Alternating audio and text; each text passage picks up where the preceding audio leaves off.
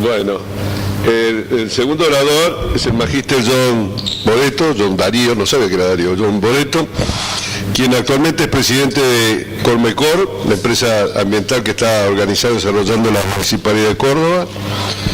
Es un histórico dirigente radical del ámbito universitario, fue secretario general de la Universidad Nacional de Córdoba, docente en la Facultad de Ciencia Económica en formulación y evaluación de proyectos de inversión y también en administración financiera. Es asesor del diputado nacional Mario Negri, que no figura acá, presidente también de la Asociación de Estudiantes, ¿no? O sea, como dirigente estudiantil ha sido presidente. No sé si fuiste presidente también de la FUC, ¿no? Sí, presidente de la Federación Universitaria de Córdoba, que no está acá y me parece muy, muy importante. Entonces, John, vos tienes la palabra ahora. Bueno, buenas noches. Muchas gracias, Eduardo, muchas gracias por la invitación. La verdad que coincido bastante con lo que expresó Daniel. Tal vez no tan pesimista mi posición, o a lo mejor no estoy tan bien informado.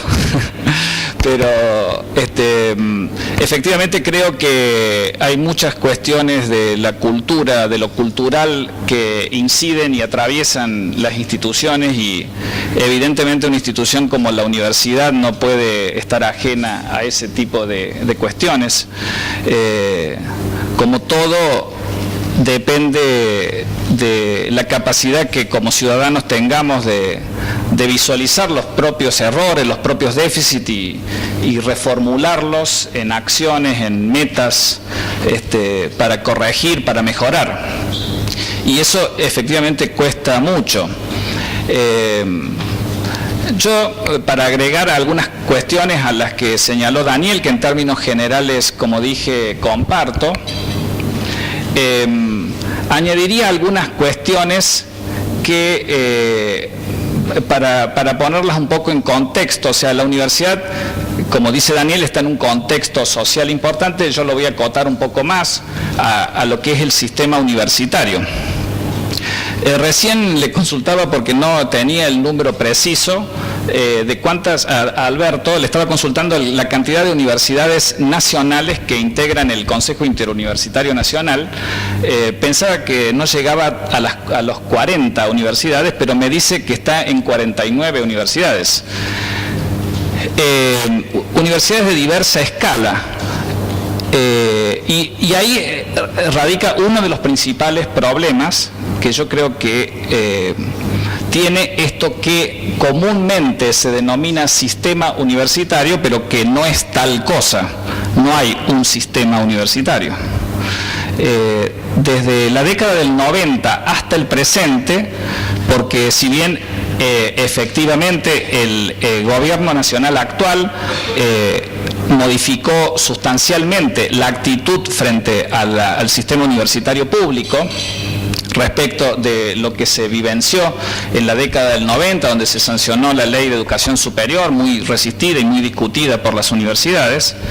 Lo cierto es que durante esta década tampoco se modificó ese marco normativo, siguió vigente, y siguió vigente las características y las modalidades que asumió el sistema universitario en esa época, en el 90 hasta el presente. Por ejemplo, con esta particular característica de la proliferación sistemática de universidades, que no forma parte de ningún plan de desarrollo del sistema, no forma parte de estudios serios que analicen las necesidades, las conveniencias. O sea, montar y construir una universidad pensando que la universidad debe ser capaz de llevar adelante con calidad y con seriedad tres misiones fundamentales, que son la enseñanza, la investigación y la extensión. Evidentemente eso no ha ocurrido.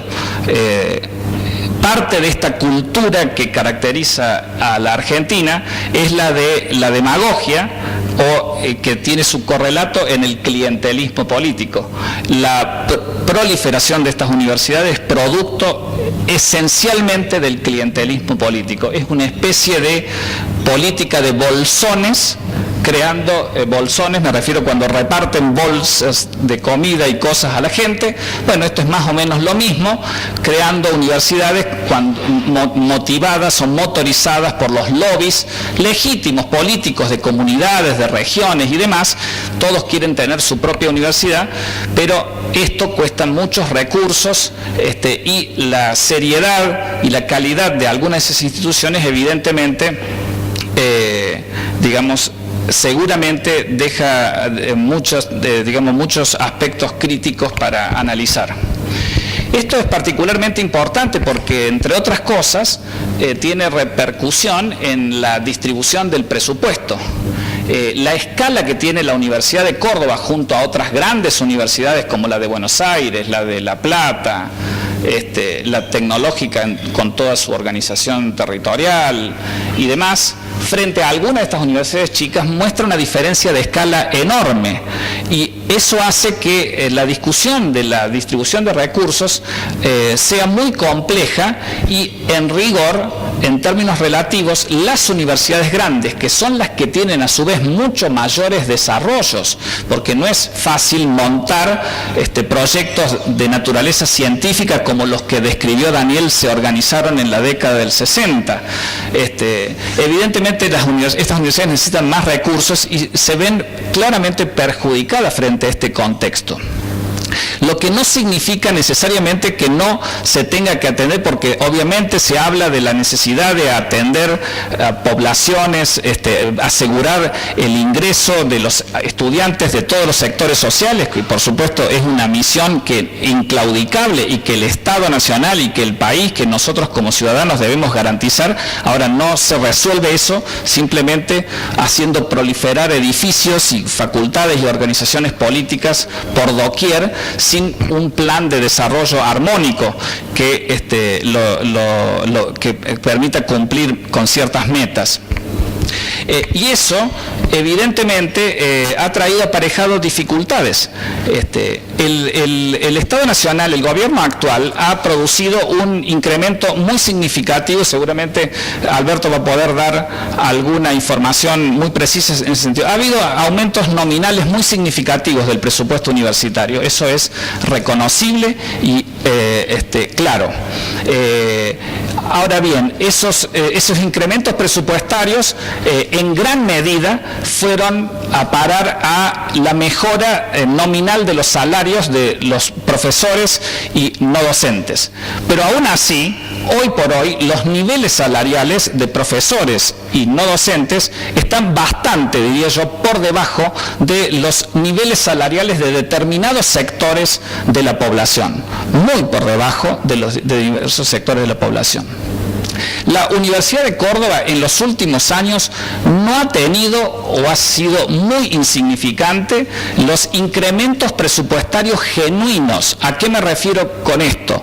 A recursos agregados en forma permanente a la universidad para emprender ciertos proyectos de envergadura, que, por ejemplo, que requieran la creación de más cargos no docentes, más cargos de investigadores, más cargos docentes. Ha sido muy exigua la cantidad de recursos que se han recibido para ese tipo de cuestiones. Sí ha tomado una decisión la universidad en el año 97, que señaló Daniel recién, en materia de infraestructura, pero fue producto de una buena decisión de la universidad con recursos no permanentes.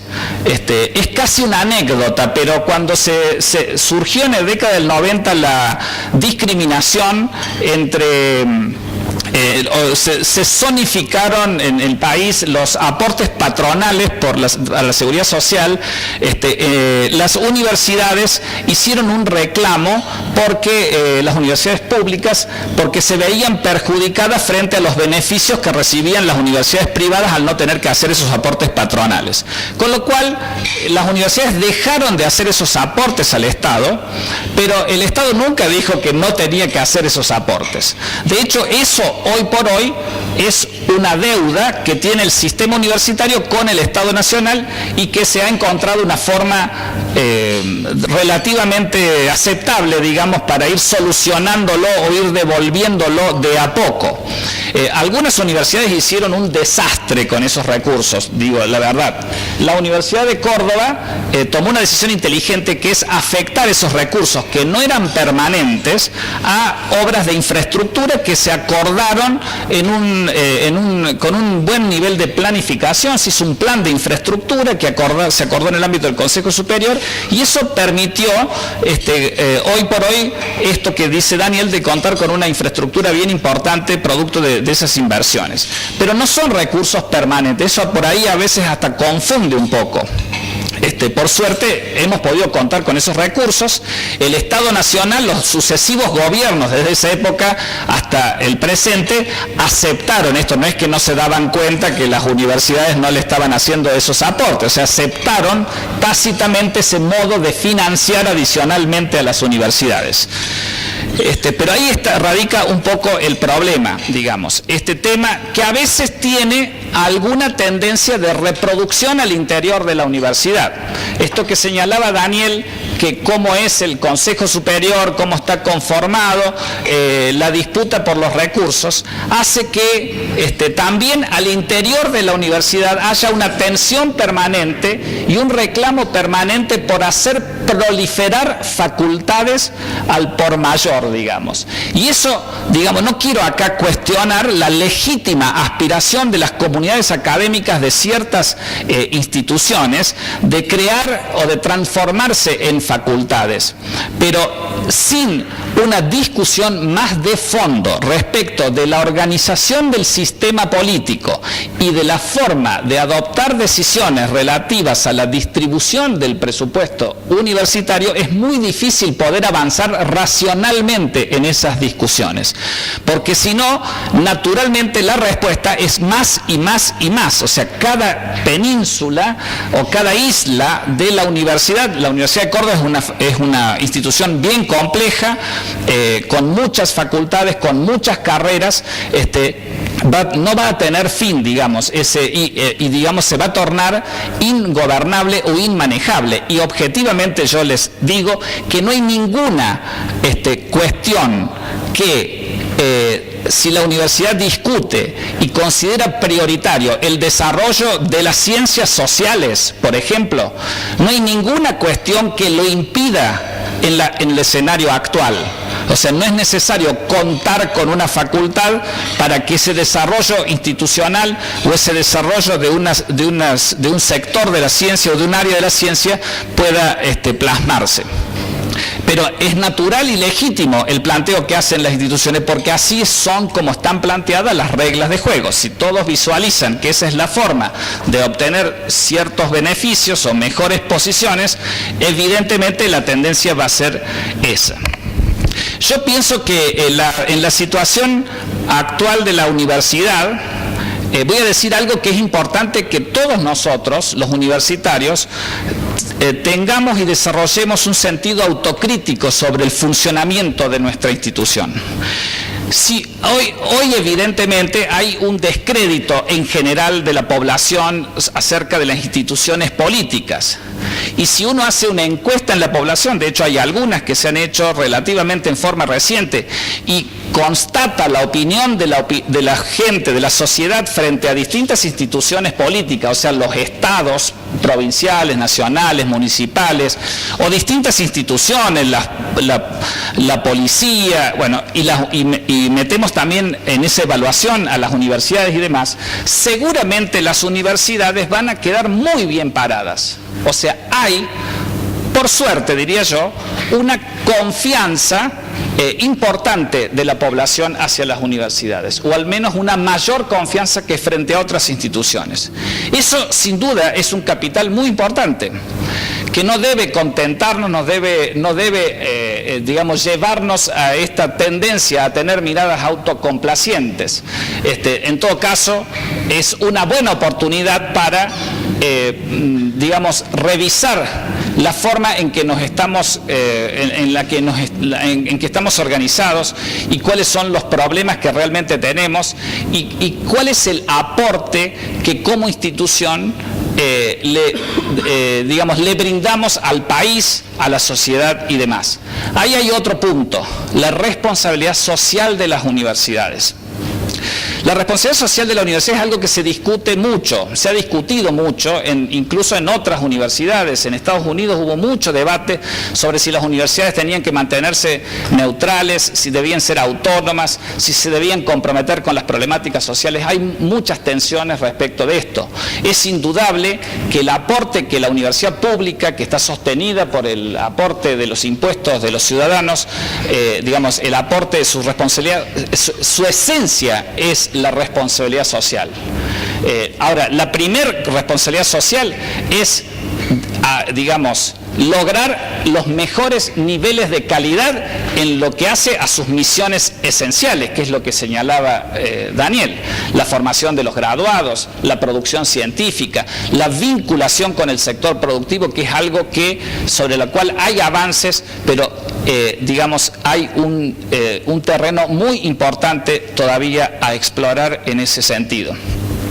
Yo pienso que en estos últimos años, en los que todos los que estamos sentados aquí en la mesa integramos un mismo espacio político plural y demás, hoy no es tan así la realidad, pero seguimos teniendo buen clima de convivencia y demás, pero se han logrado en la universidad cosas importantes. Hubo una cierta movilización en la discusión de algunos temas. Se hizo en los últimos años una revisión, yo diría, de todos los aspectos de la normativa universitaria esencial, tanto el régimen de docencia, cuestiones administrativas, cuestiones presupuestarias, las cuestiones vinculadas a los sistemas de becas y subsidios para investigación, los colegios preuniversitarios. Se introdujeron muchos cambios en torno a lo que se denominó genéricamente reforma política. Hay ahora proyectos para continuar esa reforma política. Sobre eso podemos después tal vez discutir y analizar un poco sobre las ventajas, desventajas de distintas alternativas de sistemas de elección y demás. Se han hecho se han logrado revisar y se han sancionado reformas muy significativas. Ahora, habría que ver cuáles son hoy por hoy los resultados de eso, si los objetivos que se perseguían con esas reformas están cumplidos, en qué grado están cumplidos. Hay una falta de vocación por la evaluación de los resultados. La Ley de Educación Nacional, que estipuló y se logró finalmente lo que dice Daniel, que una parte importante del presupuesto público vaya destinado a la educación, el 6% del PBI, deja muchas dudas respecto de los resultados en materia de calidad que esa inversión del Estado está produciendo. Deja muchas dudas y eso hay que analizarlo, es necesario estudiarlo, y yo diría que hoy por hoy lo que hace falta, pero muchas veces la coyuntura, la rutina y a veces esta permanente tensión que los movimientos sociales, las discusiones políticas como estas que señalaba Daniel, que el Consejo Superior a veces se ve involucrado todo el tiempo, además de resolver cuestiones de rutina, a resolver declaraciones sobre temas puntuales, y se ve como postergada, diría yo, la misión central que tiene la universidad. No es desvincularse de la naturaleza política de los problemas, al contrario. Ahora, ese aporte en materia de responsabilidad social debe hacerse sin perder la naturaleza esencial que tiene una institución universitaria, que es aportar desde distintas perspectivas su saber científico, sus conocimientos. Nadie va a cuestionar los roles o las actitudes que asumen las organizaciones políticas, los movimientos. Ahora, son de otra naturaleza sus funciones. Si uno mezcla una cosa con la otra, evidentemente se producen ciertas distorsiones que terminan afectando el desenvolvimiento y terminan afectando el hecho de poner el foco en cuestiones no tan relevantes. Yo creo que la universidad, incluso en estos años, no lo hemos logrado encauzar, necesita hacer una nueva evaluación de la institución, de sus resultados, de su producción, de lo que desarrollan las distintas áreas, de las distintas estructuras que conforman la organización institucional de la universidad, y sería necesaria dotar a la universidad de una visión estratégica sobre el futuro, una visión estratégica que implique definir metas más claras, metas más precisas, cualitativas, cuantitativas, referidas a la calidad, referidas a ciertos logros. Acá Daniel señaló simplemente alguno vinculado a la problemática seria de la deserción que tienen los estudiantes. Hay programas, hay medidas en todas las cuestiones, pero hace falta que la universidad, que es muy diversa, muy compleja, con muchísimas culturas institucionales diferentes al interior de cada, incluso dentro de las propias facultades se visualiza esto, necesitan tener ejes convocantes formados o construidos con un proceso serio de participación de parte de la comunidad universitaria que permita a los universitarios, de cara a la sociedad, tener una evaluación clara de su accionar, de sus actividades, y definir metas y objetivos más precisos que hagan que las distintas instituciones, las distintas facultades y institutos y demás de la universidad se enfoquen hacia objetivos más comunes. Si no se logran esos ejes estratégicos convocantes, normalmente lo que ocurre en instituciones tan complejas y tan diversas como estas es que lo que sobresale es la presión sectorial, corporativa, y de ahí a tener receptores dispuestos a responder demagógicamente frente a esos reclamos, hay un milímetro, digamos. Y eso torna, me parece a mí, muy incierto los resultados y muy críticos los resultados que la universidad puede producir. Creo que eso es una necesidad de que la comunidad universitaria en su conjunto pueda visualizarse frente a la responsabilidad social, definir ejes convocantes y nuevamente volcar en los órganos de gobiernos esas discusiones de carácter más estratégico y no tan coyunturales, no tan rutinarias, no tan acosadas por las presiones sectoriales o digamos las presiones corporativas, que es muy proclive nuestra población y nuestra comunidad en particular. Yo diría hasta ahí. Gracias.